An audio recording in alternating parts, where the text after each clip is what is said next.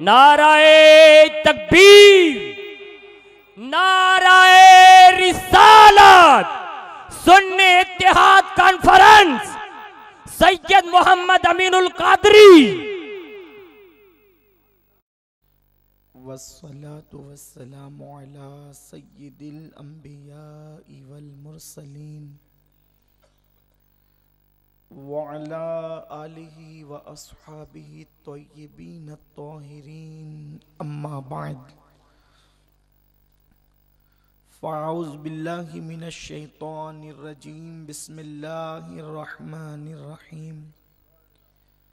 قال النبی صلی اللہ تعالی علیہ وسلم: من احب للہ وابغض للہ واعطى للہ ومنع للہ فقد استکمل الایمان، او کما قال رسول اللہ صلی اللہ تعالی علیہ وسلم۔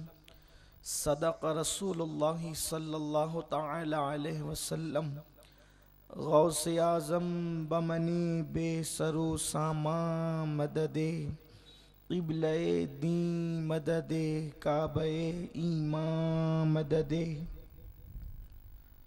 بگرداب بلا افتاد کشتی، ضعیفان شکستہ رات پشتی، بحق خواجہ عثمان ہارون، مدد کن یا معین الدین چشتی، مدد کن یا معین الدین چشتی، مدد کن یا معین الدین چشتی۔ منبر پر جلوگر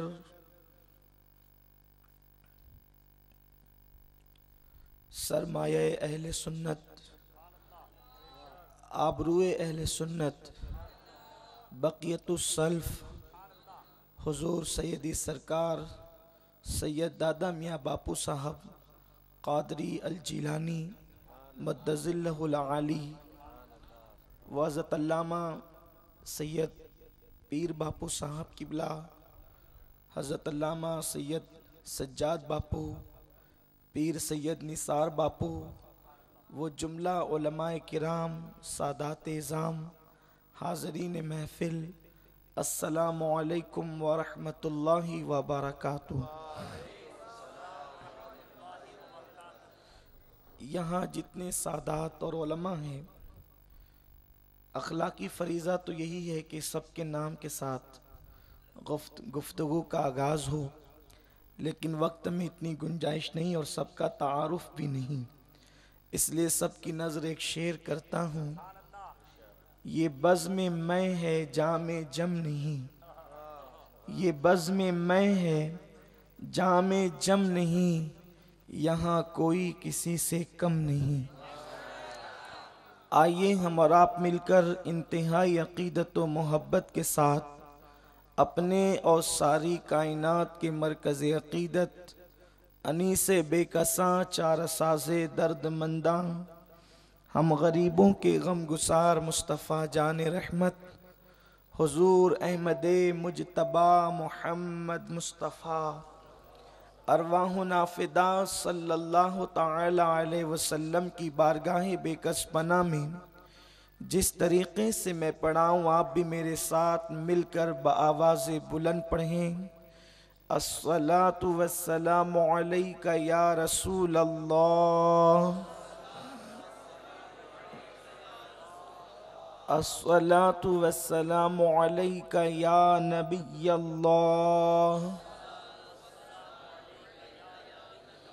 الصلاة والسلام علیک یا حبیب اللہ، وعلی آلک واصحابک یا نور اللہ، صلی اللہ تعالی علیہ وسلم۔ ہم خاک ہے اور خاک ہی ماوا ہے ہمارا، ہم خاک ہے اور خاک ہی ماوا ہے ہمارا، خاکی تو وہ آدم جد اعلیٰ ہے ہمارا، خاکی تو وہ آدم جد آلہ ہے ہمارا، اور ہم خاک اڑائیں گے اگر خاک نہ پائی، ہم خاک اڑائیں گے اگر خاک نہ پائی، جس خاک میں مدفون شہ والا ہے ہمارا، جس خاک میں مدفون شہ والا ہے ہمارا۔ اے مدعیو تم خاک کو خاک نہ سمجھے، اے مدعیو خاک کو تم خاک نہ سمجھے، یہ خاک تو اللہ سے تمغہ ہے ہمارا، یہ خاک تو اللہ سے تمغہ ہے ہمارا۔ میرے پیارے آقا صلی اللہ تعالی علیہ وسلم کے پیارے دیوانوں، اتحاد اہل سنت کانفرنس میں آپ سب کی آمد، مشائخ اور علماء کی آمد اللہ تبارک و تعالی قبول فرمائے۔ میں نے آقا کریم صلی اللہ علیہ وسلم کی اس حدیث کی تلاوت کرنے کا شرف حاصل کیا ہے جس میں آقا نے اہل سنت کی نشانی کو بیان فرمایا، اس لیے کہ سنی اسی کو کہتے ہیں جو مومن ہوتا ہے، اور مومن اس کو کہتے ہیں جس کے پاس ایمان ہوتا ہے، اور آقا کریم صلی اللہ علیہ وسلم ایمان کی تکمیل کو بیان فرما رہے ہیں۔ اس لیے کہ سنیت کیا ہے؟ ایمان کا نام ہے، جسے ایمان ملا وہ مومن ہوا، جو مومن ہوا وہ سنی ہوا، اور سنیت پر پھر اتحاد کی بات۔ حضور سید عالم صلی اللہ علیہ وسلم سنیت کو بیان کر رہے ہیں، من احب للہ، جس نے اللہ کے لیے محبت کی، وَأَبْغَضَ لِلَّهِ، اور جس نے اللہ کے لیے دشمنی کی، وَآتَى لِلَّهِ، اور اللہ کے لیے کسی کو کچھ دے دیا، وَمَنَعَ لِلَّهِ، اور اللہ کے لیے کسی سے کچھ روک لیا، فَقَدْ اسْتَكْمَلَ الْإِيمَانِ، اس کا ایمان مکمل ہو گیا۔ اور جس کا ایمان مکمل ہوا وہی تو سنی ہے، اور جو سنی ہے وہ اللہ کے لیے محبت کرنے والا ہے، جس کا دل لوگوں کے لیے محبت سے لبریز ہے۔ کن کے لیے محبت؟ سب کے لیے نہیں، ان سے محبت کرتا ہے جو مصطفیٰ جان رحمت سے محبت کرتا ہے، جو محبت رسول جس کے سینے میں ہے، جو اللہ کے لیے محبت کرتا ہے، رنگ نہیں دیکھتا، نسل نہیں دیکھتا، برادری نہیں دیکھتا، خطہ نہیں دیکھتا، قبیلہ نہیں دیکھتا، علم نہیں دیکھتا، ان پڑھ ہونا نہیں دیکھتا، رنگ و نسل نہیں دیکھتا، زبان نہیں دیکھتا۔ ارے وہ تو اللہ کے لیے محبت کرنے والا اتنا بلند ہوتا ہے، اگر پتھر بھی احد کی شکل میں مصطفیٰ سے عشق کرتا ہے تو وہ اس سے بھی محبت کرتا ہے۔ نعرہ تکبیر، نعرہ رسالت۔ مومن کی پہچان ہے کہ وہ مرکزی عقیدت سے جو پیار کرتا ہے، حبیب خدا سے جو پیار کرتا ہے، وہ اس سے بھی پیار کرتا ہے، وہ اس سے پیار کرتا ہے۔ من احب للہ، مصطفیٰ کریم کے عشق کرنے والوں سے، مصطفیٰ جان رحمت کے غلاموں سے جو اللہ کے لیے محبت کرے۔ ارے بیٹا ہونے پر تو کوئی بھی چاہتا ہے، باپ ہونے پر تو کوئی بھی محبت کرتا ہے، چچا ہونے پر تو کوئی بھی پیار کرتا ہے۔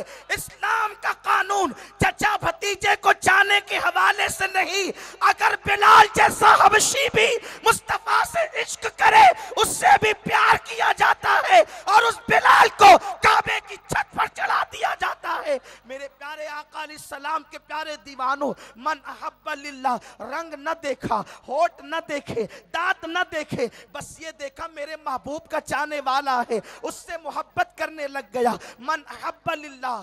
لیکن سنو، صرف محبت ہی محبت، میٹھی میٹھی بات نہیں۔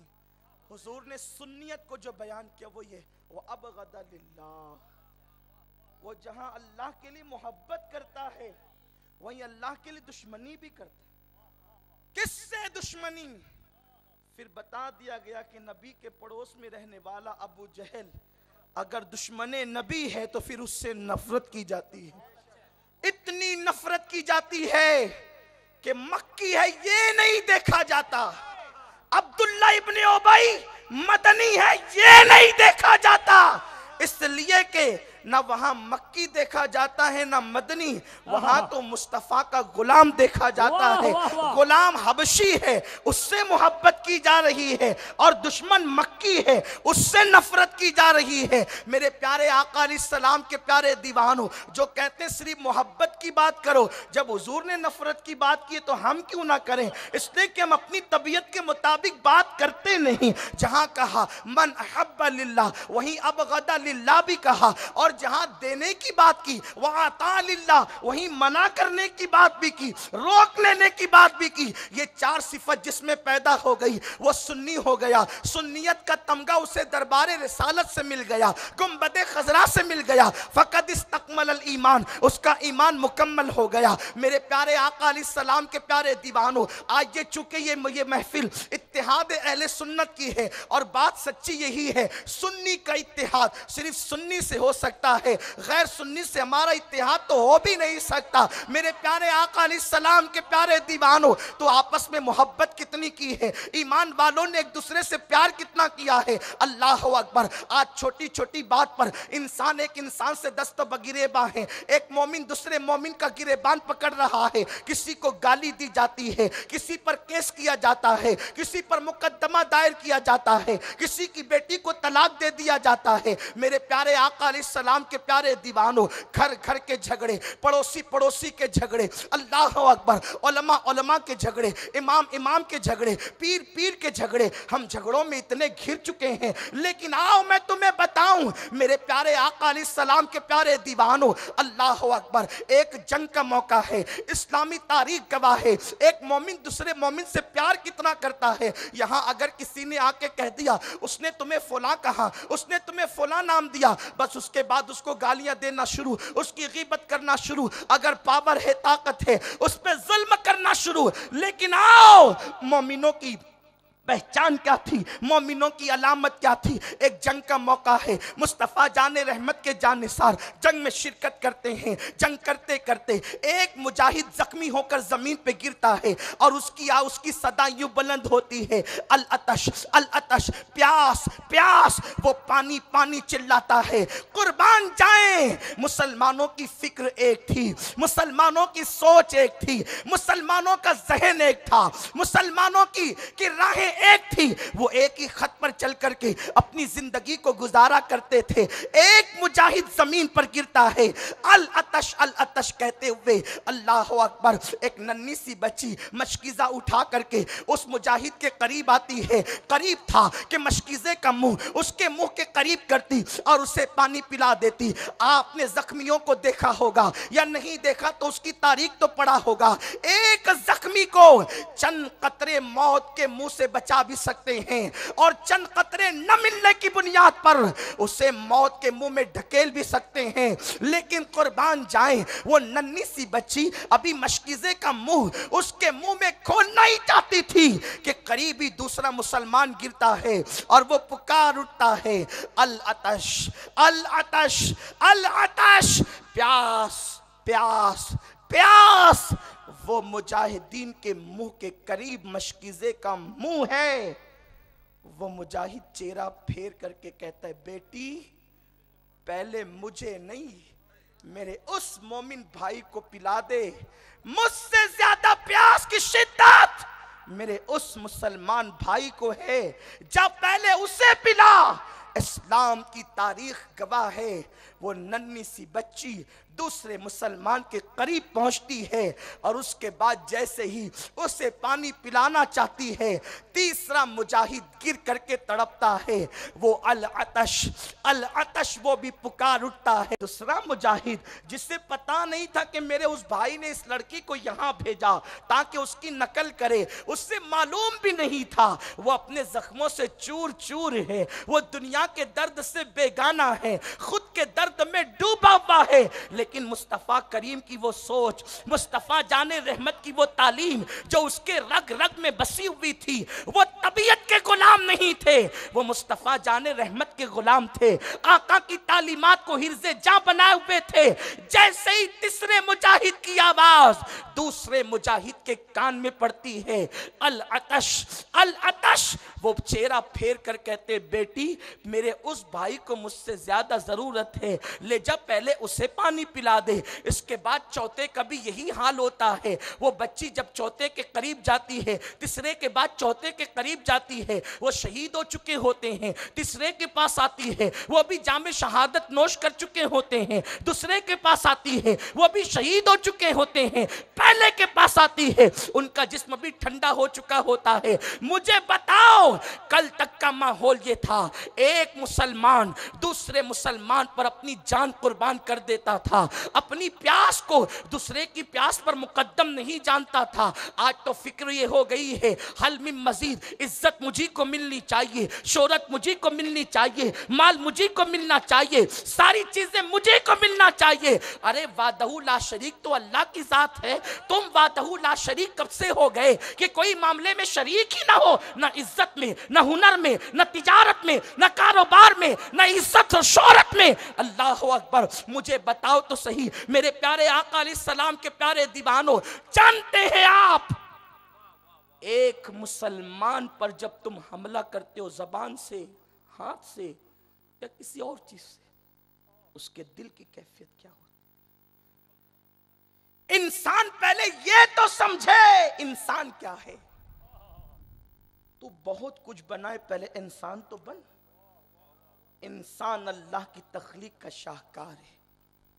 खुदा ने 18,000 आलम बनाए, एक इंसान में सारे आलम को समेट लिया। इंसान क्या है? और फिर वो इंसान जो आशिक़ रसूल, इसलिए कि जब इख्तिलाफ होता है तो फिर हमले होते हैं और फिर इंसान का दिल टूटता है। दिल तोड़ने वालों तुम्हें क्या पता, मेरे रसूल ने फरमाया, मन अज़ा मुस्लिमन फ़क़द अज़ानी व मन अज़ानी फ़क़द अज़ल्लाह। जिसने किसी मुसलमान को अज़ियत पहुंचाई, गोया उसने अपने नबी को अज़ियत पहुंचाई। मैं समझ नहीं पा रहा हूं ये कौन सा इश्क़ रसूल है। इश्क़ रसूल का दावा भी है, फिर ज़बान के हमले भी है, इख्तिलाफ की आग भी है। मुसलमानों, उम्मती को ना देखो, नबी को तो देखो। ये क्यों देखते हो कि ये गाली दे रहे तो मैं भी गाली देकर इसका दिल तोड़ूं? ये ख्याल क्यों नहीं आता, मैं इसको जवाब दूंगा तो इसका दिल टूटेगा। इसका दिल टूटेगा तो मदीने वाले मुस्तफ़ा का दिल टूटेगा, जिन पर जान कुर्बान करने की बात करते हो। कम से कम उस रसूल का तो ख्याल किया होता। बोहतान का एक ना खत्म होने वाला सिलसिला, इल्जाम तराशियों का सिलसिला, तोहमतों का सिलसिला आज हमारे दरमियान आम है। आओ, मोमिन का दिल क्या है? हजरत सैयदना बायजीद बुस्तामी सुल्तानुल आरिफीन घुटनों को जमीन पे टेक कर आसमान की तरफ देख रहे हैं और आंखों से खून के आंसू जारी है। एक मुरीद आता है, आकर के कहता, हुजूर मैं आपकी आंखों से खून के आंसू निकलते हुए देख रहा हूं। हजरत बायजीद कहते हैं, मैं 2 कदम में अर्श पर गया था, 2 कदम में अर्श पर गया था। लेकिन जब मैं अर्श पर गया ना, तो मैंने अर्श को देखा कि अर्श प्यासे भेड़िए की तरह, जैसे जंगल में प्यासा भेड़िया प्यास की वजह से बेचैन होता है, वैसे मैंने अर्श को बेचैन पाया, बेकरार पाया। किसको? अर्श को। दिल के कानों से सुने। अब तक हमने अपनी सुन्नियत ही को नहीं समझा, अब तक हमने इंसानियत ही को नहीं समझा। मेरे प्यारे आका अलैहिस्सलाम के प्यारे दीवानों, जिस दिल में इश्क मुस्तफ़ा होता है उस दिल की कद्र कीमत कोई नहीं समझा। रस्मों की बातें करते रहे, रस्मों के पीछे चलते रहे, हकीकत का सुराग लगाने की कोशिश नहीं की। हजरत बायजीद बुस्तामी फरमाते हैं, मैं अर्श पे 2 कदम में गया और जब मैंने अर्श को देखा वो प्यासे भेड़िए سوئے کی طرح بے چین اور بیتاب اور بے قرار ہے۔ میں نے پوچھا اے عرش یہ بتا تو بے چین کیوں ہے، تو بے قرار کیوں ہے؟ تو عرش کہتا ہے بایزید میں اللہ کو ڈھونڈ رہا ہوں، میں اللہ کو تلاش کر رہا ہوں۔ حضرت بایزید بستامی کہتے ہیں ارے اللہ کو ڈھونڈتے ہوئے تو میں عرش تک پہنچ گیا۔ اللہ اکبر، اس لیے کہ میں نے جب قرآن پڑھا اللہ کا پتہ کہاں ہے تو میرے اللہ نے کہا الرحمن علی العرش استوى، رحمان نے استوا فرمایا عرش پر جیسا کہ اس کی شان ہے۔ تو مجھے پتہ ملا کہ رحمان نے اپنی شان کے مطابق عرش پہ استوا کیا تو میں عرش پہ آ گیا۔ لیکن میں تو تجھے بھی ایسا ہی بے چین پاتا ہوں جیسے زمین پہ میں بے چین ہوں۔ تو اس وقت بایزید کہتے ہیں عرش نے ایک سرد آہ کھینچی اور سرد آہ کھینچ کر کہتا ہے بایزید کیا کروں؟ جب تم پتہ پوچھتے ہو تو کہتا ہے کہ رحمان نے عرش پر اپنی شان کے مطابق استوا کیا، اور جب میں پوچھتا ہوں مولا تو کہاں ہے، میں تجھے کہاں ڈھونڈوں، تو مجھ سے کہتا ہے اگر مجھ سے ملنا ہے تو جا بایزید کے دل میں جا کر مجھے تلاش کر لے، جا بایزید کے دل میں مجھے ڈھونڈ لے۔ بایزید کہتے ہیں کوئی عرش پہ اسے ڈھونڈ رہا ہے لیکن وہ تو عاشقوں کے دل میں اپنے جلووں کو بسا چکا ہے۔ او اللہ کی عبادت کرنے والوں، ساجدوں، عابدوں، صائموں، راتوں کو تڑپنے والوں، مجھے بتاؤ جب کعبے پہ حملہ تم دیکھ نہیں سکتے تو اس دل پر حملہ کیوں کرتے ہو جس میں تمہارے خدا کا جلوہ بسا ہوا ہے؟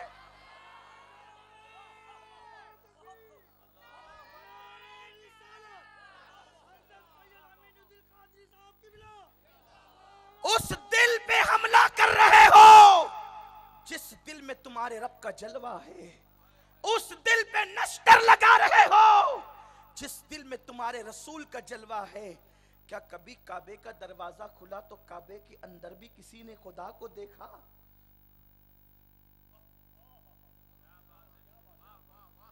وہ مولا خود فرماتا ہے، حدیث قدسی ہے، میں منکر نہیں کہ خدا کعبے میں نہیں، لیکن یوں بھی ماننے کو تیار نہیں کہ جیسے میں رہتا ہوں ویسے وہ بھی رہتا ہے۔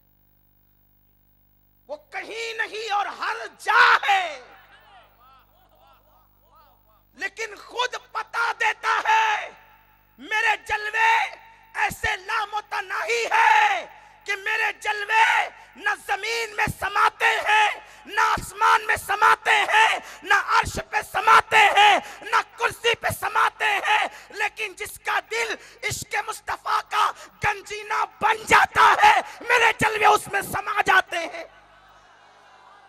تو دل میں تو آتا ہے، نظر میں نہیں آتا، تو دل میں تو آتا ہے، سمجھ میں نہیں آتا۔ میں جان گیا بس تیری پہچان یہی ہے۔ نعرہ تکبیر، نعرہ رسالت، سنی اتحاد کانفرنس۔ میں سمجھ نہیں پایا سنی ہو کر اختلاف کیسا، یہی سمجھ نہیں پا رہا سنیوں کی، ان سنیوں کی تاریخ پیش کرو۔ دیکھو اختلاف کب ہوتا ہے، مثال کے طور پہ میرے متعلق کسی نے غلط فہمی پھیلا دی کہ امین القادری ریاکار ہے، 1000 ریاکاری کے باوجود اب میری بھویں تن جائے گی، مجھے ریاکار کہا، یہی سے جھگڑے کا آغاز ہوتا ہے، اختلاف کا آغاز۔ لیکن آؤ اب ان سنیوں کی تاریخ میں پیش کروں۔ سنیوں میں وہ سنی جو مولا علی کا خلیفہ ہے، علی مرتضیٰ کا خلیفہ۔ علی مرتضیٰ کی خلافت یوں ہی تو کسی کو نہ ملی ہوگی، اور کسے اپنے بیٹوں کے بعد کسی کو خلافت دی تو امام حسن بصری کو۔ سرکار نے معراج سے واپس آ کر جو جبہ مولا علی کو دیا تھا وہ جبہ مولا نے امام حسن بصری کو دیا۔ وہ حسن بصری کون؟ حسن بصری جس کے علم کا عالم یہ ہے کہ باب مدینۃ العلم نے کہا اگر کسی کو واعظ کہنے کا حق ہے بصرہ کی سرزمین پر تو حسن بصری کو حق ہے۔ وہ حسن بصری، دشمن تو سبھی کے ہوتے ہیں، کس کے دشمن نہیں؟ کھلتا ہے تو کھلنے سے پہلے لوگ اس کے دشمن ہو جاتے ہیں۔ نہیں ہوتے. اگر دشمن نہ ہوتے تو اسے توڑتے کیوں؟ اس کے مرکز سے جدا کیوں کرتے؟ کیوں کرتے اسے؟ لیکن دشمن تو سب کے ہیں، کس کے دشمن نہیں؟ اگر آگے بڑھ کے یہ کہہ دوں کہ اللہ تعالیٰ سے بھی لوگ دشمنی کرتے ہیں تو یہ کوئی بیجا بات تو نہیں آپ کے سامنے. خدا سے دشمنی نہ کرتے تو اس کے مقابلے میں لات و حبل کی پوجا کیوں کرتے؟ پیدا ہونے والوں کی پوجا کیوں کرتے؟ پتھروں کے پجاری کیوں بنتے؟ اب جب لوگ خدا سے دشمنی کرتے ہیں تو اب تم کیا ہو، ہم کیا ہیں؟ اور اگر یہ بات ہے کہ آپ کی سوچ یہ بنی ہوئی ہے کہ ساری دنیا میرے پیچھے چلے، تو ساری دنیا تو اللہ کو بھی نہیں مانتی تو آپ کو کیسے مانے گی؟ یہ فکر عبث ہے، یہ فکر بے جا ہے کہ سب ہم پہ متفق ہو جائیں. پھر انسان کو جب نہیں مانتے تو انسان اپنے آپ کو تھوپتا ہے. خود کو کردار سے منوا لینا یہ حسینیت ہے، اور لوگوں پر اپنے آپ کو تھوپنا یہ یزیدیت ہے. تھوپو مت، یہ یزیدیت ہے. ایسے بن جاؤ کہ دنیا تمہیں ماننے لگ جائے، یہ حسینیت ہے.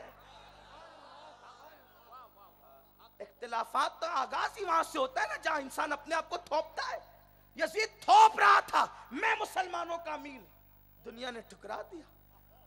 حسین وہ کردار لے کر کے آئے کہ اس وقت تک کہ اب نمازیں مکمل نہیں ہوتی جب تک حسین و آل حسین پہ درود نہ پڑھ لیا. امام شافعی کہتے ہیں یا اہل البیت رسول اللہ حبکم فرد من اللہ فی القرآن انزلہ یکفیکم من عظیم الفقر انکم من لم یصلی علیکم لا صلاة لہو. آل النبی ذریعتی وہم الیہ وسیلتی ارجو بہم اعطا غدا بید الیمین صحیفتی. ایسے بن گئے کہ امام شافعی جیسے نجات کا ذریعہ مانتا ہے. تو امام حسن بصری ان کے دشمن تھے. امام حسن بصری کے دشمن 300 رکعت روزانہ رات کو نماز پڑھنے والے حسن بصری، غریب نواز کے پیروں کے پیر حسن بصری، غوث پاک کے پیروں کے پیر حسن بصری. دشمن تو تھے ہی. دشمنوں نے ایک عورت کو تیار کیا. توجہ فرمائیں اختلاف کا خاتمہ کیسے ہو. بات میں یہ کہہ دوں کہ آپ متحد ہو جائیں، آپ متحد ہو جائیں گے، اس لیے کہ جس محفل میں دادا باپو اور ان جیسے سادات کرام ہو تو وہاں تو اتحاد ہو گئی. لیکن اختلاف ہوتا کہاں سے؟ اس کو ہم اس سوراخ کو بند کرنا چاہتے ہیں. امام حسن بصری کے دشمنوں نے ایک عورت کو پھسلایا کہ یہ جو بزرگ جا رہے ہیں نا ان کو کہنا اور یا کار. کس کو؟ امام حسن بصری. اور یا کار انہیں کہنا. بس پھر کیا تھا؟ عورت تھی، بے باک تھی، پیسے لے کر کے مزید بے باکی بڑھ گئی. تو جیسے ہی آپ بڑھے نا بازار کی طرف تو کہتی اور یا کار. کس کو؟ امام حسن بصری کو. امام حسن بصری کی آنکھ میں آنسو آ گئے اور جواب سنیے. مائی اللہ تجھے جزائے خیر دے. میرا اصل نام جو لوگ بھول گئے تھے آج تو نے میرا اصل نام مجھے یاد دلا دیا. یہ ہے سنیت، یہ ہے سنی، یہ ہے. آج ہم کہاں ہیں؟ ہمیں ریاکاری کے باوجود کوئی ریاکار کہے ہم اس سے لڑ پڑتے ہیں. ایک بزرگ رستے سے جا رہے ہیں، کسی نے سر پہ خاک ڈالی، سر کی خاک جھٹک کر کہتے اللہ تیرا شکر ہے. مریدوں نے کہا حضور خاک سر پہ ڈالی جا رہی اور خدا کا شکر. فرماتے ہیں جس کے عمل اتنے برے ہو کہ جس پہ آگ برسنی چاہیے اگر اس پہ خاک برس رہی ہے تو یہ مقام شکر نہیں ہے تو اور کیا. یہ سنیت ہے. اب جب یہی چیزیں نہ رہی، بات اتنی ہے ہر آدمی اپنے حق کا مطالبہ کر رہا ہے. مجھے مانو، مجھے مانو، آپ حق کا مطالبہ نہیں کریں، آپ حق ادا کریں.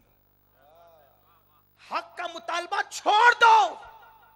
حق کا مطالبہ کرنے کا حق آپ کو ہے ہی نہیں. آپ اپنا حق ادا کرو. اگر قیامت میں پوچھا جائے گا تو آپ سے یہ نہیں پوچھا جائے گا کہ وہ فلاں نے آپ کا حق کیوں نہیں ادا کیا.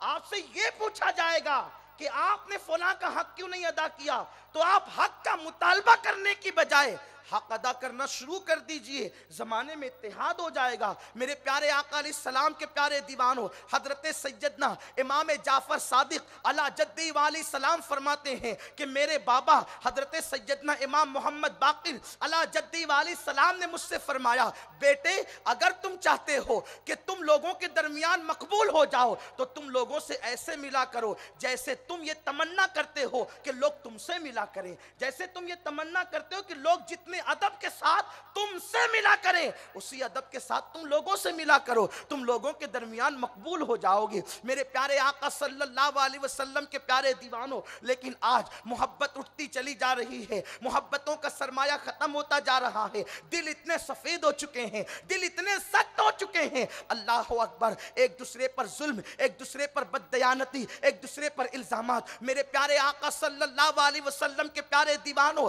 اخلاق کا نام و نشان اٹھتا جا رہا ہے، ایسا لگتا ہے جیسے اس قوم کے پاس کبھی اخلاق رہے ہی نہ ہو۔ لیکن آئیے میں آپ کو بتاؤں، اللہ اکبر، سلطان صلاح الدین ایوبی رحمت اللہ تعالی علیہ بیت المقدس کے لیے جنگ کر رہے ہیں، سامنے عیسائی بادشاہ ہے، اس عیسائی بادشاہ کا گھوڑا دوران جنگ مر جاتا ہے، صلاح الدین جو ہے جنگ کو روک دیتے ہیں، سامنے مسلمان نہیں ہے، سامنے غیر مسلم ہے، وہ بھی عیسائی ہے، بیت المقدس پر جس نے ناجائز غاصبانہ قبضہ کر رکھا ہے وہ بادشاہ ہے، اس کا گھوڑا مر گیا، ہونا تو یہ چاہیے تھا چلو فائدہ اٹھاؤ اور فائدہ اٹھانے کے بعد اس بادشاہ کو قتل کر دو، لیکن قربان جائیں اللہ اکبر، آپ نے جنگ کو روک لیا، اور جنگ روکنے کے بعد جب لوگوں نے کہا حضور موقع اچھا تھا، اس کا گھوڑا مر گیا، آپ اس کو دو ٹکڑے کر دیتے اس کا قصہ ہی تمام ہو جاتا، حضرت سیدنا حضرت صلاح الدین ایوبی، سلطان صلاح الدین ایوبی کہتے ہیں نہیں، یہ میرے مذہب کی تعلیم کے خلاف ہے،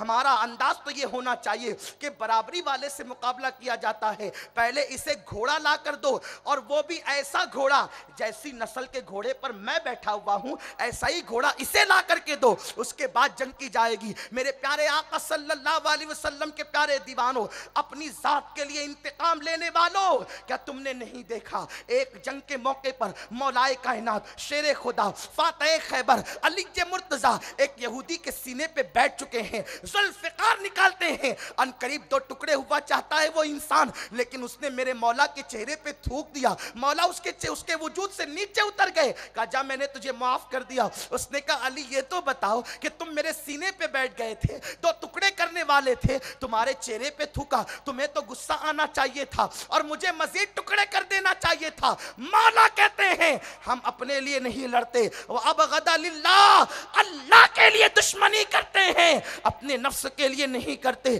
جب تک میں لڑ رہا تھا اللہ کے لیے، تو نے چہرے پہ تھوکا، اب اپنا ذاتی جھگڑا ہو گیا تو جا میں نے تجھے معاف کر دیا۔ میرے پیارے آقا علیہ السلام کے پیارے دیوانوں، سنیت یہ ہے، اور جب تک کہ سنیت کی طرف نہیں آؤ گے جھگڑوں سے نجات نہیں مل سکتی۔ میرے پیارے آقا صلی اللہ علیہ وسلم کے پیارے دیوانوں، بڑی معذرت کے ساتھ ایک بات کہوں، خانقاہوں کے اندر تزکیے ہوتے تھے، خانقاہوں میں کبھی اختلاف کی بات نہیں ہوتی تھی، درس گاہی لوگ لڑ پڑتے تھے لیکن خانقاہی لوگ کبھی نہیں لڑتے تھے، اس لیے کہ خانقاہ کا وجود اس لیے تھا دلوں کو جوڑنے کے لیے، محبتوں کے پیغام کے لیے۔ لیکن اب اللہ اکبر، درس گاہوں سے رومی کی درس گاہ ختم ہو گئی تو خانقاہوں سے راضی کا مزاج ختم ہوتا جا رہا ہے۔ آج بھی کچھ اللہ کے بندے ہیں جو راضی کا مزاج لے کر کے بیٹھے ہیں، میں سب کی بات نہیں کرتا، لیکن میرے پیارے آقا علیہ السلام کے پیارے دیوانوں، آج میں آپ کو بتاؤں، اللہ اکبر، اپنے تو اپنے ہیں، خانقاہوں کا مزاج کیا تھا؟ حضرت سیدنا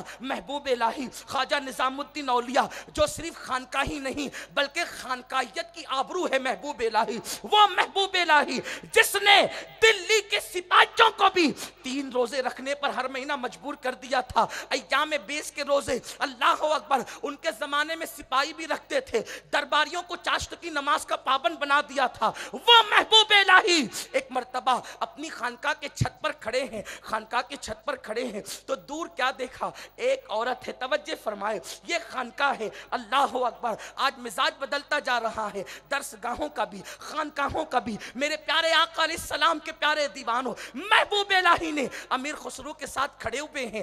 دور سے دیکھتے ہیں ایک عورت ہے, وہ عورت ٹھیلیا لے کر اوپر پہاڑ کی طرف جاتی ہے اور پہاڑ سے پانی بھر کر کے نیچے لاتی ہے. توجہ فرمائے, حضرت امیر خسرو کو محبوب الہی کہتے ہیں, خسرو جاؤ اور جا کر اس عورت سے پوچھنا وہ پہاڑ پر جا کر پانی کیوں لاتی ہے, اس کے 2 قدم پر دریا بہ رہا ہے, وہ دریا سے پانی کیوں نہیں لاتی. تو اس وقت امیر خسرو وہاں پر پہنچے اور پہنچنے کے بعد کہتے ہیں یہ بتاؤ کہ تم جو ہے وہ اتنی دور سے پانی پہاڑ سے کیوں لاتی ہو, تم دریا کا پانی کیوں نہیں لیتے. عورت نے کہا دراصل بات یہ ہے کہ اوپر سے جو میں پانی لاتی ہوں وہ پانی کھارا ہے اور دریا کا پانی میٹھا ہے, تو جب میں اوپر کنویں کا پانی کھارا پانی پیتی ہوں تو مجھے روٹیاں کم کھواتی ہے, میں کم روٹیاں کھاتی ہوں, غریب ہوں نا, اگر دریا کا پانی پیوں گی تو 1 روٹی میں زیادہ کھایا کروں گی. اس وقت آ کر کے خسرو نے بتایا تو حضرت محبوب الہی کی آنکھیں نمناک ہو گئی, اشکبار ہو گئی. فرمایا خسرو اپنی 1 روٹی اس بڑھیا تک روزانہ پہنچا دینا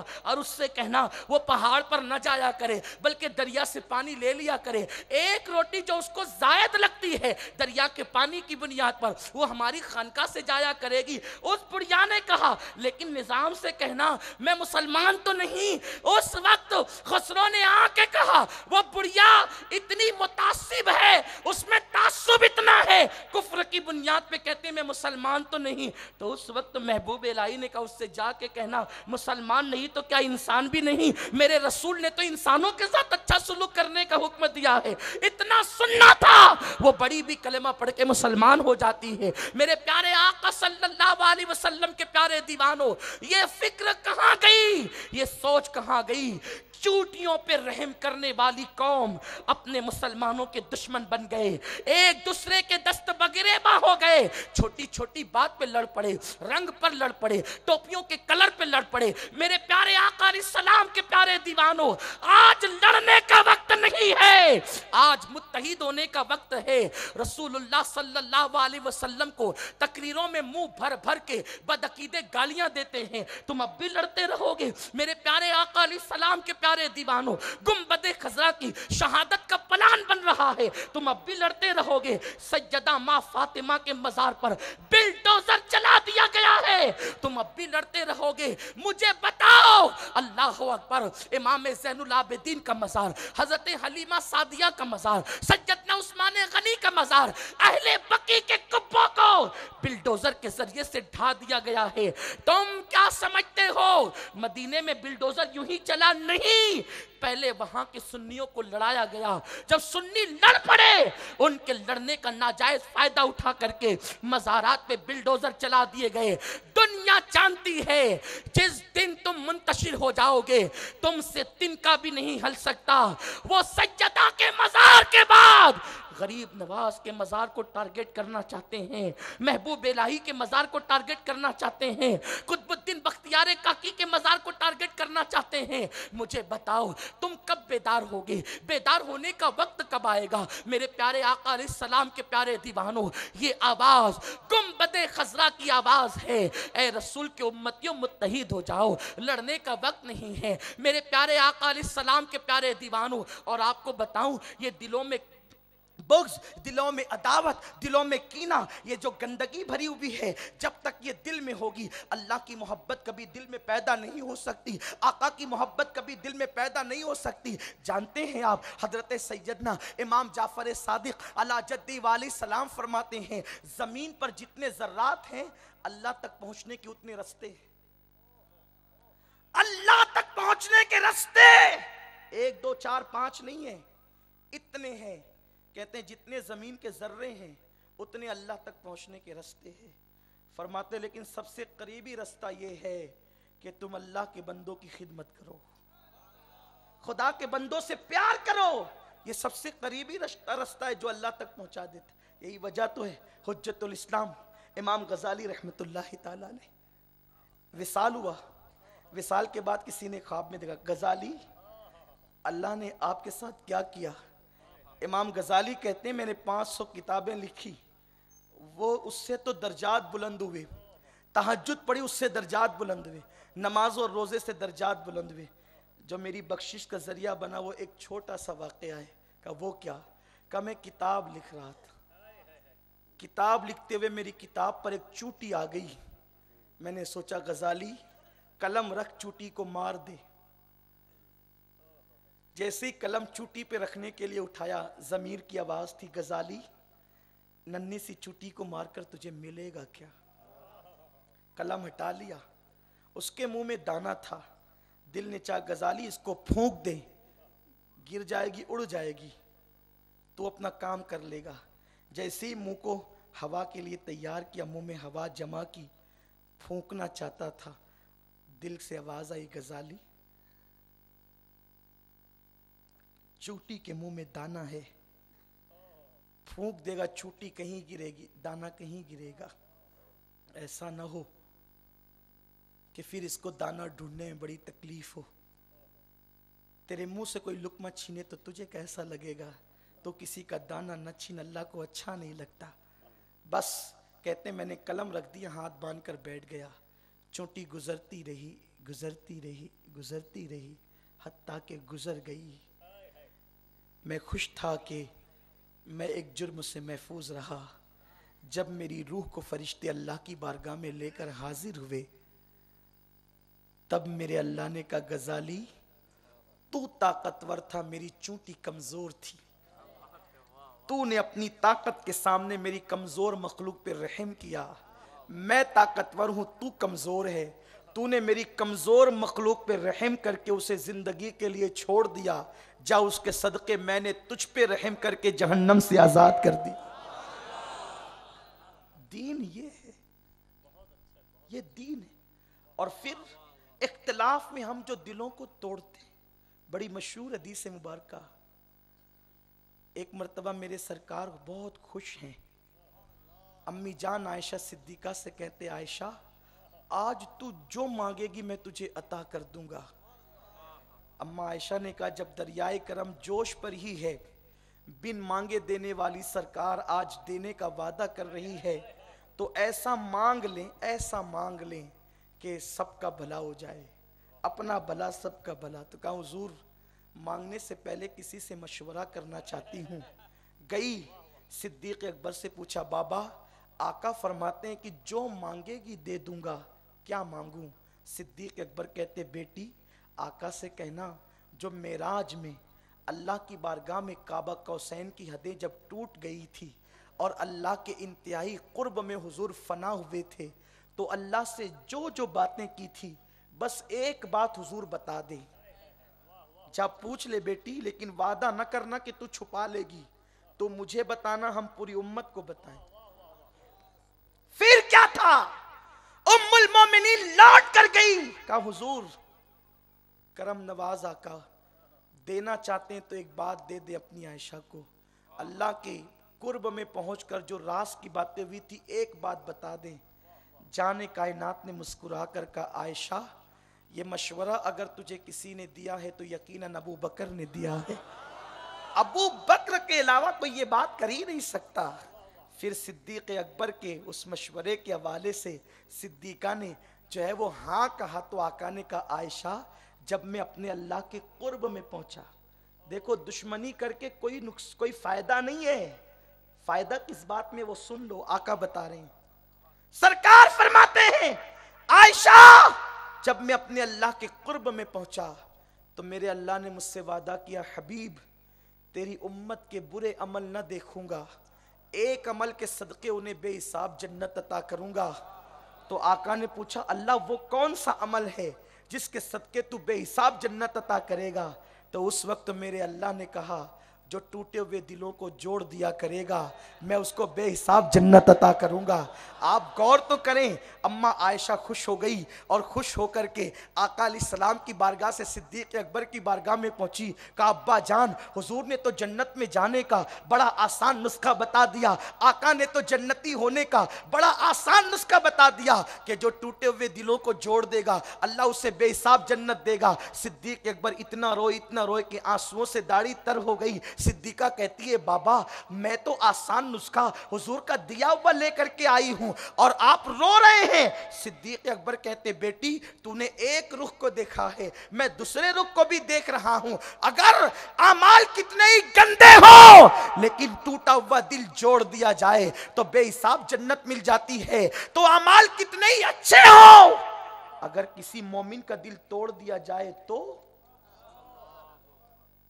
اسی لیے ہمارے بزرگوں نے روزے توڑے مگر دل نہیں توڑے۔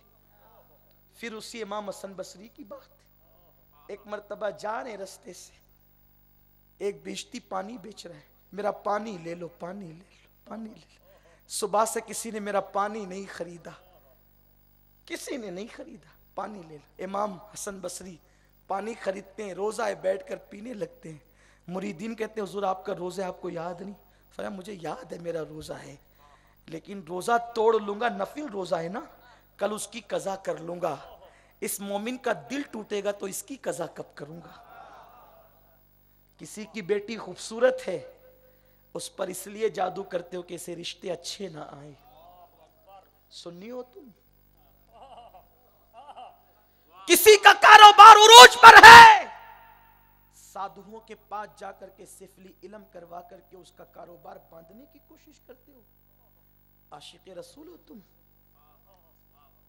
میں یہ نہیں کہتا کہ تم عاشق رسول نہیں، یقیناً ہو، لیکن عشق کا ڈھنگ بھول چکے ہو، اس فکر کو فراموش کر چکے ہو جو مدینے کے تاجدار نے فکر دی تھی۔ لوگوں پہ سحر کرنا، لوگوں پر تہمتیں لگانا اپنا محبوب مشغلہ بنا چکے ہو۔ سوچو جب تمہارے تلخ جملے کسی کے دل کو توڑتے ہوں گے اور جب وہ بستر پہ کروٹیں بدلتا ہوگا تو وہ صرف بستر پر نہیں، وہ تو اپنے بستر پہ کروٹیں بدلتا ہے۔ اس کی کروٹوں کو دیکھ کر مصطفیٰ جان رحمت اپنی قبر انور میں بے قرار ہوتے ہوں گے۔ امتی ہو کر حضور کو بے قرار کرتا ہے، امتی ہو کر مصطفیٰ جان رحمت کو بے قرار کرتا ہے۔ مسلمانوں یہ کیا ہو گیا ہمیں؟ ہم اپنے آقا علیہ السلام کی سوچ سے دور ہو گئے۔ تمہیں پتا ہے کل کے تاجر کا طریقہ یہ تھا، اگر اس کا مال فروخت ہو جاتا تو وہ مال بیچنا بند کر دیتا، لیکن دکان کھلی رکھتا۔ جب کسٹمر آتے تو کہتا کہ میرا دھندا ہو چکا ہے، میرے بازو والے بھائی کا دھندا نہیں ہوا ہے، جا کر کے اس سے مال خرید لو۔ اور آج حال یہ ہے، اپنی دکان ہے تو کہتے ہیں کہ اس کے یہاں تو نقلی مال ملتا ہے، اس کے یہاں تو جو ہے کمپنی کا مال نہیں ملتا۔ مجھے بتاؤ، میرے آقا علیہ السلام فرماتے ہیں، کیا بھول گئے بخاری شریف کی حدیث؟ تم میں کا کوئی اس وقت تک مومن ہو ہی نہیں سکتا جب تک کہ جو چیز اپنے لیے پسند کرتا ہے اس وقت وہ چیز اپنے مومن بھائی کے لیے پسند نہ کرے، مومن نہیں ہو سکتا۔ ہر چیز ہم اپنے لیے پسند کرتے ہیں، مومن بھائی کے لیے کیا پسند؟ آپ بھول گئے وہ معاشرہ جسے میرے رسول نے تشکیل دیا تھا۔ ایک صحابی کے گھر بکری کا بچہ ذبح ہوا، مہمان آئے ہوئے تھے، اس صحابی نے اپنی بیوی سے مشورہ کیا، دیکھو گوشت تو ہم مہمانوں کے لیے پکائیں گے، بکری کے پیر اور سر پڑوس میں بھیج دیتے ہیں۔ بیوی نے کہا بہت اچھا۔ اس زمانے کی عورتیں بھی تربیت یافتہ تھی، گھروں میں ماحول اسلامی تھا، وہاں سیریل دیکھ کر کے نہیں سیکھا جاتا تھا تہذیب اور تمدن کو۔ جس قوم کے پاس مصطفیٰ جان رحمت کا اسوہ حسنہ ہو وہ سیریل دیکھ کر تہذیب نہیں سیکھتے۔ ان سے تہذیب سیکھ رہے ہو جو اپنی بیویوں کی حفاظت کرنا نہیں جانتے۔ خدا ہو کر جس کی بیوی کو کوئی لے کر بھاگ جائے وہ اپنی بیوی کو بچا نہ سکے، ان سے تہذیب سیکھتے ہو، ان سے تہذیب سیکھتے ہو۔ ارے جو اپنی بہنوں کے ساتھ نکاح کرے ان سے تہذیب سیکھتے ہو۔ آؤ تہذیب اس سے سیکھو جو فرش پر بیٹھ کر عرش کی خبر دیتا ہے، مصلی پہ کھڑے ہو کر نظریں اونچی ہو جائے تو جس کے لیے خدا قبلے کو تبدیل کر دیتا ہے، جو جاتا ہے تو جس کے پیچھے منشی رحمت کا قلمدان جاتا ہے۔ تہذیب ان سے سیکھو جس کی تہذیب نے ابو بکر کو صدیق اکبر بنایا۔ ہے کوئی ایسی یونیورسٹی جس میں کوئی صدیق بنے؟ کسی یونیورسٹی میں صادق تو کوئی بن سکتا ہے، صدیق نہیں بن سکتا، اس لیے کہ صادق وہ ہے جو عین واقعے کے مطابق گفتگو کرے یعنی سچ کہے، یہ صادق ہے. اور صدیق وہ ہے وہ جو کہہ دے وہی ہو جائے. یہ مصطفیٰ کی خانقاہ کا پروردہ ہے، مصطفیٰ جان رحمت کی درسگاہ کا پروردہ ہے. اور وہ بھی صدیق نہیں ہے، صدیق اکبر ہے. مصطفیٰ جان رحمت نے وہ شخصیتوں کو بنایا تھا. ایک قرآن نازل ہوا تھا لیکن مصطفیٰ نے 1,24,000 زندگیوں کو قرآن میں ڈھال دیا تھا. وہ چلتے تھے تو قرآن کی آیتیں چھلکتی تھی، وہ بولتے تھے تو بانداز قرآن بولتے تھے. ان کی گفتگو کا انداز قرآن کے عین مطابق وَقُولُوا قَوْلًا سَدِيدًا، میٹھی میٹھی باتیں کرتے تھے. ان کی ازدواجی زندگی ہننا لباس لکم وانتم لباس لہن، مرد و بیوی کے لیے لباس، بیوی شوہر کے لیے لباس. ان کی ازدواجی زندگی یہ تھی. مسلمانوں کے ساتھ ان کا انداز انما المؤمنون اخوہ، مسلمان آپس میں بھائی بھائی ہیں. وہ مسجد میں جاتے تھے تو ان کا مسجد کا انداز یہ تھا قد افلح المؤمنون الذین هم فی صلاتهم خاشعون. وہ نماز اللہ کی خشیت کے ساتھ گڑ گڑا کر پڑھتے تھے. ان کا حال یہ تھا. وہ دل جوئی کرتے تھے، وہ دلوں کو ٹوٹنے سے بچاتے تھے، وہ دلوں کو جوڑتے تھے. تو عرض یہ کر رہا تھا اگر تہذیب سیکھنا ہے مصطفیٰ کریم سے سیکھو، سیریل دیکھ کر نہیں. تو بیوی سے پوچھا کہ یہ بکری کے پیر اور سر پڑوس میں دے دوں؟ بیوی نے کہا دے دے. پڑوسی کو دے دیا. جب ان کے گھر پہنچے نا وہ پیر اور سر بکری کے، انہوں نے کہا میرے یہاں بھی تو کچھ نہ کچھ کھانے کو ہے، میں اپنے پڑوسی کو دے دوں. انہوں نے اپنے پڑوس میں دے دی. انہوں نے سوچا میرے بچے تو کچھ نہ کچھ کھا کر اکتفا کر لیں گے، میں اپنے پڑوسی کو دے دوں. انہوں نے اپنے پڑوسی کو دے دی. یہ دین ہے. یہ اولین سنی ہے جسے مصطفیٰ نے سنی بنایا تھا. یہ وہ لوگ ہیں اور وہ سر اور پیر پورے محلے میں مدینہ شریف میں گھومتے پھر اسی گھر میں آ گئے جس گھر میں بکری ذبح کی گئی تھی. یہ فکر کہاں گئی؟ تہذیب کہاں گئی؟ یہ تو مطلقاً معاشرہ تھا، یہ تو مطلقاً معاشرہ تھا. اختتام پہ عرض کر دوں اتحاد کہاں ہوگا؟ اتحاد کیسے ہوگا؟ جو آیت قرآن کے اندر اتحاد کی دعوت دیتی ہے وہ آیت یوں ہے وَاعْتَصِمُوا بِحَبْلِ اللَّهِ جَمِيعًا وَلَا تَفَرَّقُوا. اللہ کی رسی کو مضبوطی سے پکڑ لو. اسی پہ گفتگو ختم کر دوں گا، اس لیے کہ حضرت قبلہ دادا باپو بیٹھے ہوئے ہیں. عمر کے اس حصے میں ہے کہ یہ جلسے میں بیٹھ نہیں سکتے، لیکن ان کی شفقتیں ہیں کہ بیٹھے ہوئے ہیں تو میں ان کو بہت نہیں بٹھاؤں گا. اور اتنی گفتگو تو بہت بے ادبی سے قریب ہے بزرگوں کے درمیان، لیکن بیٹھے ہیں. ان کے بیٹھنا، سادات کا بیٹھنا ہماری محفل کی مقبولیت کی دلیل، قبولیت کی دلیل. اپنی گفتگو کو اختتام کی طرف لے جاتے ہوئے علماء، سادات، عوام سب کے لیے قرآن کا پیغام وَاعْتَصِمُوا بِحَبْلِ اللَّهِ جَمِيعًا. اللہ کی رسی کو مضبوطی سے پکڑ لو، فرقوں میں مت بٹو. سب کہتے ہیں فرقوں میں مت بٹو، اللہ کی رسی کو مضبوطی سے پکڑو. اللہ کی رسی کیا ہے؟ میں اقوال بہت ہے لیکن قول اس کا پیش کروں گا جس کے گھر میں قرآن نازل ہوا.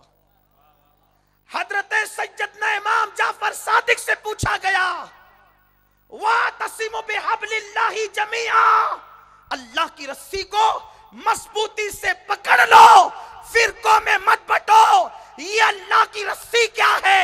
امام جعفر صادق کہتے ہیں نحنو حبل اللہ، ہم اہل بیت ہی اللہ کی رسی ہے. اہل بیت کا دامن پکڑ کے سب متحد ہو جاؤ. نعرہ تکبیر، نعرہ رسالت، خاندان اہل بیت. اب وہی درسگاہ ہماری ہے جس کا تعلق اہل بیت سے ہے، وہی خانقاہ ہماری ہے جس کا تعلق اہل بیت سے ہے، وہی خطیب ہمارا ہے جس کا تعلق اہل بیت سے ہے، وہی کتاب ہمارے مسلک کی کتاب ہے جس کا تعلق اہل بیت سے ہے، اس لیے کہ امام جعفر صادق نے کہہ دیا اللہ کی رسی اہل بیت ہے، جنہوں نے ان کو تھاما تم ان کو تھام لو، جو ان سے ٹوٹ گئے تم ان سے ٹوٹ جاؤ، ان سے جڑنے کی ضرورت نہیں۔ اسی کو امام اہل سنت کہتے ہیں۔ اہل سنت کا ہے بیڑا پار، اصحاب حضور نجم ہے اور ناؤ ہے اطرت رسول اللہ کی۔ لوگ نعت میں تو لکھتے ہیں حضور ہم آپ کے گلی کے کتے کی تعظیم کرتے ہیں، نعت میں لکھا اور بیٹوں کے خلاف تقریریں، نعت میں یہ کہ آپ کے گلی کے کتے کی تعظیم کرتے ہیں، اور اس کے بعد شہزادوں کے خلاف زہر افشانیاں، اور اس پر طرفہ یہ بات کہی جاتی ہے اہل بیت کہنا یہ رافضیت ہے، تو نہ کہنا یہ بھی تو خارجیت ہے، اور اہل بیت کہنا رافضیت نہیں ہے، اس لیے کہ اہل بیت سے محبت کا حکم قرآن نے دی۔ اس لیے سوراشٹر کے سادات جو محنت کر کے انہوں نے سنیت کا ماحول بنایا ہے، یہ ان کے باپ داداؤں کی محنتیں ہیں۔ وسائل کی کمی کے باوجود چھوٹے چھوٹے دیہاتوں میں جانا، چھوٹے چھوٹے جھوپڑوں میں دو چار اٹھا کے سنیت کے لیے سمجھانا، کیا کس نے ہے؟ یہ انہی سادات انہی علماء کا کارنامہ ہے۔ لیکن حیرت کی بات یہ ہے کہ آج اہل بیت کی محبت کو رافضیت کہہ کر کے ڈرانے کی کوشش کی جاتی ہے۔ سنو، اہل بیت کی محبت اہل ایمان ہے۔ امام شافعی جیسے کو کتابیں لکھنے پہ ناز نہیں، سجدوں پہ کہتے آل النبی ذریعتی وہم الیہ وسیلتی، اہل بیت ہی میرا ذریعہ ہے اللہ کی بات، اور وہی میرا وسیلہ ہے۔ ارجو بہم اعطا غدن بید الیمین صحیفتی، میں امید کرتا ہوں کہ کل قیامت میں میرا نام اعمال جو میرے سیدھے ہاتھ میں دیا جائے گا وہ بھی اہل بیت کے طفیل دیا جائے گا۔ اسی لیے تو امام احمد رضا کو یہ فکر انہی بزرگوں سے ملی تھی، کیونکہ امام احمد رضا نے اپنی طرف سے کوئی چیز نہیں پیش کی ہے۔ قربان جائیں، امام اہل سنت پوری زندگی سادات کی تعظیم کرتے رہے، اہل بیت کے ڈنکے بجاتے رہے۔ کہتے ہیں خوشا دلے کے کنندش ولائے آل رسول، خوشا سرے کے دہن، خوشا دلے کے دہندش ولائے آل رسول، خوشا سرے کے کنندش فدائے آل رسول۔ وہ دل مبارک باد ہے جس کے دل کے اندر آل رسول کی محبت ہے، اور وہ سر قابل تعظیم ہے جو آل نبی پہ قربان ہو جائے۔ یہ رافضیت نہیں ہے۔ اس لیے اہل سنت و جماعت کو متحد کرنے کے لیے اہل بیت کو رسی، جو رسی ہے نا اللہ کی رسی، یہ کسی ناریل کی بنی ہوئی رسی نہیں ہے، یہ کسی نائلون کی رسی نہیں ہے کہ یہ اونا میں یا راجکوٹ میں یا ساون کنڈلا میں کسی کمپنی نے بنا دی ہو۔ یہ وہ رسی ہے جو حبل اللہ کی رسی ہے۔ اگر یہ کوئی معمولی آدمی کہتا تو اس کو آپ نظر انداز کہہ سکتے تھے، لیکن یہ اس مفسر نے کہا ہے جس کے بارے میں امام اعظم کہتے ہیں کہ میری عمر صرف 2 سال کی ہے۔ کون امام اعظم؟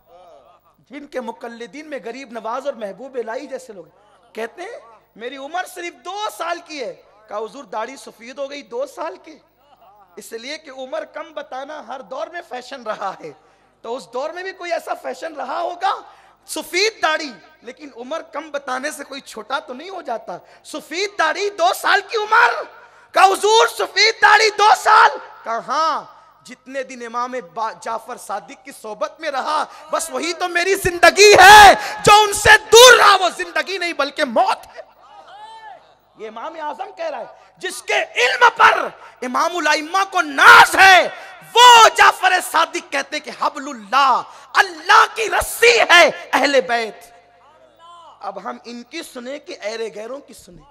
اسی لیے سیدی اعلیٰ حضرت نے جب تعریف کے لیے زبان کھولی، سیدہ فاطمہ مولائے کائنات حسنین کریم، کہیں کہتے ہیں کیا بات رضا اس چمنستان کرم کی، زہرا ہے کلی جس میں حسین اور حسن پھول۔ اور اختتام پر جاتے جاتے منقبت میں سید اعلیٰ نے 2 مصرے کہے ہیں، ایک شعر، اس میں کیا سمیٹا ہے، سمندروں کو کوزے میں سمیٹ لیا۔ سیدہ فاطمہ کی منقبت یوں بیان کرتے ہیں اہل علم اور سادات کی توجہ دعاؤں کے ساتھ، کہتے ہیں نور، سیدہ فاطمہ کے بارے میں کہ نور، بنت نور، زوج نور، ام نور، نور۔ ہائے ہائے ایک مصرے میں کتنے نور استعمال کیا اور سب کو الگ الگ معنی میں استعمال کیا۔ واہ واہ۔ نور، سیدہ فاطمہ خود نور ہے، سبحان اللہ۔ بنت نور، وہ نور کی بیٹی بھی ہے، ہائے ہائے زوج نور، ان کا شوہر بھی نور ہے، ہائے ہائے وہ بو تراب ہے لیکن نور ہے، ہائے ہائے۔ ان کا شوہر زوج نور، ان کا شوہر بھی نور ہے۔ 3 نور ہو گئے الگ الگ معنی میں، چوتھا اور پانچواں ام نور، نور، وہ نور، نور کی ماں ہے۔ یہ نور، نور کون ہے؟ ایک نور امام حسن ہے، ایک نور امام حسین ہے۔ واہ واہ واہ واہ واہ۔ اس شان سے صفات کے صفات کی منقبت اپنی جگہ، میں غلو نہیں کر رہا ہوں، ہم امام احمد رضا کو جو سادات چاہتے ہیں نا اسی لیے چاہتے ہیں، اس لیے کہ وہ سیدوں کے سچے غلام تھے، واہ واہ۔ وہ سچے مداح تھے، انہوں نے خدمت کا حق ادا کیا۔ کہتے نور، بنت نور، زوج نور، ام نور، نور، نور مطلق کی کنیز، اللہ رے لمعہ نور کا، وہ خود نور ہے، نور کی بیٹی ہے، نور کی بیوی ہے، نور، نور کی ماں ہے، اور جس خدا کی بندی ہے وہ خدا بھی نور ہے۔ ہائے ہائے ہائے ہائے۔ یہ نور یہاں نورانیت کا ایک سلسلہ ہے، نور، اللہ رے لمعہ نور کا، نور کی چمک کیا ہے، نور کی ذوفشانیہ کیا ہے۔ تو میرے پیارے آقا علیہ السلام کے پیارے دیوانوں، اب سمجھ میں آیا اتحاد کس سے ہوگا؟ جو حبل اللہ کو پکڑ چکے، اتحاد ان سے ہوگا، اور اسی پر قائم رہیں۔ یہی اہل سنت و جماعت کا سچا مسلک ہے، یہی غریب نواز کی فکر ہے، یہی غوث پاک کی فکر ہے۔ اور جاتے جاتے بڑی معذرت کے ساتھ اخیر میں، یہ جو سلسلے ہیں نا، سلسلوں کے اختلافات کو بھی ختم کرنا ہوگا۔ رضوی، اشرفی، برکاتی، مداری، تیغی، یارلوی، کتنے سلسلے ہیں، لیکن یہ سلسلے جو ہیں وہ اختلاف کے لیے نہیں ہیں، سلسلے اتحاد کے لیے۔ بھائی رضوی کوئی بگڑ سکتا ہے نا، آپ رضوی کو کیوں دیکھتے ہیں، امام احمد رضا کو کیوں نہیں دیکھتے؟ کوئی اشرفی اپنے کیریکٹر کی وجہ سے بگڑ سکتا ہے نا، آپ اشرفی کو کیوں دیکھتے ہیں، حضور مخدوم اشرف کو کیوں نہیں دیکھتے؟ کوئی وارثی اپنے کردار کی بنیاد پر غلط کر سکتا ہے، وارثی کو کیوں دیکھتے ہو، وارث پاک کو کیوں نہیں دیکھتے؟ کوئی میری طرح قادری کوئی برا عمل کر سکتا ہے، قادری کو کیوں دیکھتے ہو، شیخ عبد القادر غوث الاعظم کو کیوں نہیں دیکھتے؟ کوئی چشتی کوئی غلطی کر سکتا ہے، چشتی کو کیوں دیکھتے ہو؟ سرکار غریب نواز سرکار چشت کو دیکھو۔ تو ہم جو ہے بچوں کو نہیں دیکھتے، ہماری نظر تو بزرگوں پر ہے۔ اور سنو، قادری کا دل دکھاتے ہو تو غوث پاک کا نہیں دل دکھے گا؟ غوث پاک کہتے ہیں میرے مرید پر میرا سایہ ایسے ہے جیسے آسمان کا سایہ زمین پہ ہوا کرتا ہے۔ تو جب تم قادری کا دل دکھاتے ہوں گے تو کیا غوث الاعظم کا دل نہیں دکھتا ہوگا؟ اس لیے سلاسل سب ایک ہیں، ہم متحد ہوں اور ہمارے اندر اتحاد پیدا کریں۔ اور اپنے بزرگوں میں اتحاد کتنا تھا، میں نے ابھی ابتدا کی نا کہ ہر آدمی حق مانگتا ہے، حق مت مانگو، حق دو۔ اس سلسلے میں مجھے ایک بات یاد آتی، میں نے اپنے بزرگوں سے سنا ہے کہ ایک کانفرنس میں حضور محدث اعظمین کی چوشوی رحمت اللہ علیہ، جن کا سلسلہ نسب حضور غوث الاعظم دستگیر سے ملتا ہے۔ حضور محدث اعظم کو گجرات میں کون نہیں جانتا، بچہ بچہ جانتا ہے۔ چوچے مقدسہ کے کی سرزمین کے عظیم بطل جلیل ہیں، مخدوم اشرف کے معنوی فرزند سرکار عبدالرزاق نور العین کے اولاد اور غوث پاک کے حقیقی صاحبزادے حضرت عبدالرزاق تاج الاولیاء کی اولاد میں سے۔ اور اسی کانفرنس میں حضور سیدی سرکار مفتی اعظم ہند بھی تشریف لائے۔ اہل سنت کے 2 بزرگ ہیں، ایک حضور مفتی اعظم ہے اور ایک حضور محدث اعظم ہے، دونوں ایک کانفرنس میں آئے۔ تو ہوتا یہ ہے کہ 2 دن کی کانفرنس تھی، پہلے دن حضور مفتی اعظم جلدی کانفرنس میں تشریف لے آئے، دبلا پتلا وجود تھا، میں سچی بات کہوں اللہ جانتا ہے میں نے حضور مفتی اعظم کو نہیں دیکھا ہے، لیکن جب میں دادا باپو کو دیکھتا ہوں نا تو مجھے حضور مفتی اعظم کی یاد تازہ ہوتی ہے، اس لیے کہ جن لوگوں نے حضور مفتی اعظم علیہ رحمہ کو دیکھا ہے تو وہ کہتے ہیں کہ ان کا چہرہ اتنا حسین تھا کہ دیکھو تو خدا یاد آتا تھا۔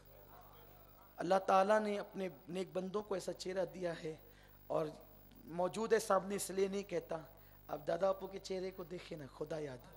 اللہ ان بزرگوں کو سلامت رکھے، اللہ ان سادات کو علماء کو حضور مفتی اعظم پہلے دن پہلے سٹیج پر آگئے، مخلص لوگ تھے، اللہ والے لوگ تھے۔ حضور محدث اعظم آئے، حضور محدث اعظم کا جسم جو ہے وہ لہیم شہیم تھا، بھاری بھرکم جسم تھا۔ حضرت قبلہ تشریف لائے، بڑا نورانی چہرہ، حسین و جمیل چہرہ تھا، کیونکہ تیری نسل پاک میں ہے بچہ بچہ نور کا، تو ہے عین نور تیرا سب گھرانہ۔ تو حضور مفتی اعظم نے آتا دیکھ کر کے کھڑے ہو گئے تو کچھ لوگوں نے کہا دیکھا ہمارے مرشد سید ہے نا، اس لیے جو ہے مفتی اعظم ان کے لیے کھڑے ہو گئے۔ یہ بات حضور محدث اعظم کے کان میں آ گئی، آپ نے دوسرے دن یہ اہتمام کیا کہ پہلے سٹیج پہ میں جاؤں گا، مفتی اعظم کو بعد میں لے جایا جائے، پہلے میں جاؤں گا، اور آپ پہلے سے آ کر کے بیٹھ گئے، اس لیے کہ آپ کو جو ہے وہ اٹھانا پڑتا تھا۔ تو جب مفتی اعظم آنے لگے تو مریدین سے کہتے ہیں مجھے اٹھاؤ، کل آل رسول کی تعظیم میں عاشق رسول کھڑا ہوا تھا، آج عاشق رسول کی تعظیم میں آل رسول کھڑا ہو۔ تب تک امت میں اتحاد تھا، سنیت میں اتحاد تب تک تھا، آج تو یہ ہے ہم حق مانگ رہے ہیں، حق دے نہیں رہے ہیں۔ میرے پیارے آقا علیہ السلام کے پیارے دیوانوں، جب یہ بزرگ جمع ہو جاتے تھے نا ایک ساتھ تو ایک دوسرے کے ہاتھ چومنے میں سبقت کرتے تھے، صاحب دل جو لوگ تھے، آپ دیکھیں حضرت وارث پاک رحمت اللہ تعالی، سب لوگ ان کو ولی مانتے ہیں۔ آپ کی عادت کریمہ یہ تھی کہ آپ ہر امام کے پیچھے نماز نہیں پڑھتے۔ کسی نے کہا کہ وارث پاک سب کے پیچھے نماز ہی نہیں پڑھتے، تو فرمایا مجھے نماز جماعت کے ساتھ پڑھوانا چاہتے ہو، ذرا شیخ المشائخ علی حسین اشرفی جیسا امام لا کر کے دے دو، میں جماعت کے ساتھ نماز پڑھنا شروع کر دوں گا۔ یہ بزرگ ایک دوسرے کی تعریفیں کرتے تھے، اس شان سے تعریفیں کرتے تھے میرے پیارے آقا علیہ السلام کے پیارے دیوانوں۔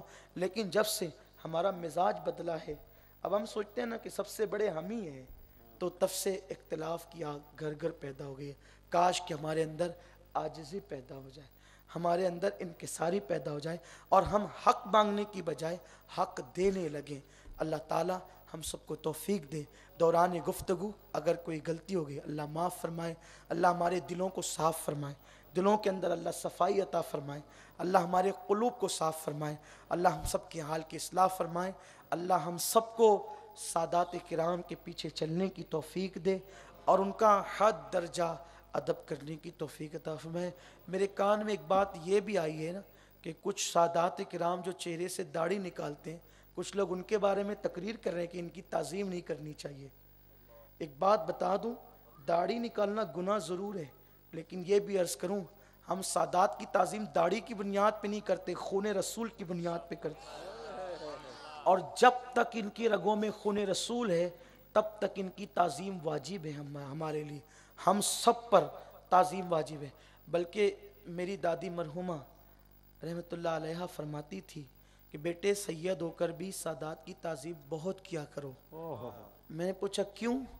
فرماتی تھی کہ بیٹے پتہ نہیں ایک ماں کی کتنی اولادیں ہوتی ہے، لیکن کوئی ایک بیٹا ایسا ہوتا ہے جس کو ماں بہت زیادہ چاہتی ہے، تو سارے سید فاطمۃ الزہرا کی اولاد ہے، ممکن ہو جو تمہارے سامنے سید کھڑا ہو وہ تم سے زیادہ فاطمہ کی بارگاہ میں مقبول ہو، تو تم اس کی تعظیم کرو گے تو تم پہ بھی پیار آ جائے گا۔ تو کہا کہ سید ہو کر بھی سادات کا احترام کیا کرو، یہ ہمارے بزرگوں کی تعلیم ہے۔ تو ہم جو تعظیم کرتے ہیں نا وہ خون کی بنیاد پہ کرتے ہیں۔